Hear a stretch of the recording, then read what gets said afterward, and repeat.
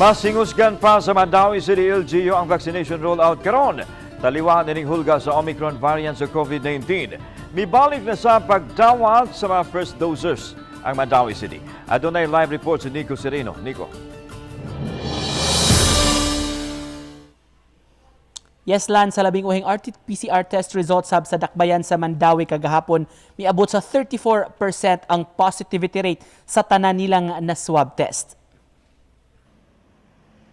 Subsub og nag-double time na ang Mandawi City sa COVID-19 vaccination rollout. Sa usa sa mga additional sites, ang City Health Compound nga abli matag Martes ug Miyerkules, daghan ang miadto kaganiha. Napuno kini sa existing sites sa Dakbayan aron maka-cater og dugang mga tawo, labi na sukad wala nagamita ang sports complex. Wa pay labot niini ang mga usa o duha ka barangay sites nga himuon nila matag adlaw. Ang kuan nato ani is we need to ramp up gyud mo double time ta sa ato ang vaccination because of this threat kaning si Omicron nato nga. We really don't know what is its effect on the fully vaccinated versus the fully vaccinated with boosters versus the unvaccinated. Duha sa mga vaccination sites sa Mandawi nga anaa sa mga mall mudawat na sab og mga first dosers. Nahunong kini sukad nagkabagyo tungod sa problema sa internet connectivity. Ang syudad gihatagan og target susama sa National Vaccination Days.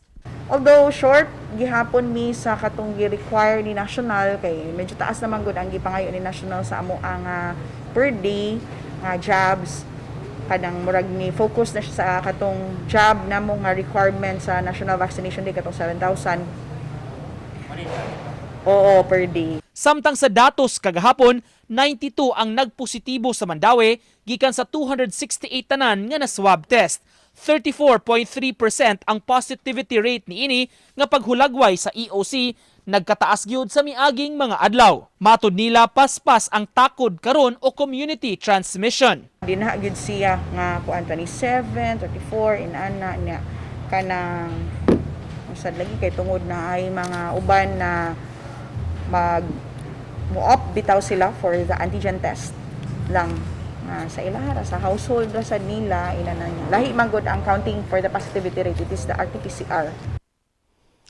Ning maong gidaghanon sa mga active cases sa Mandawi, menos ra hinuon ang naa sa facility quarantine sa pagkakaron 27 ang naa sa North Bus Facility ug dunay 17 karon o 16 ka pasyente naa sa Tieza o step down facility atubangan sa City Hospital. Kadaghanan sa mga pasyente nagpositibo ana karon naka home quarantine. Lan? Salamat Nico Sereno.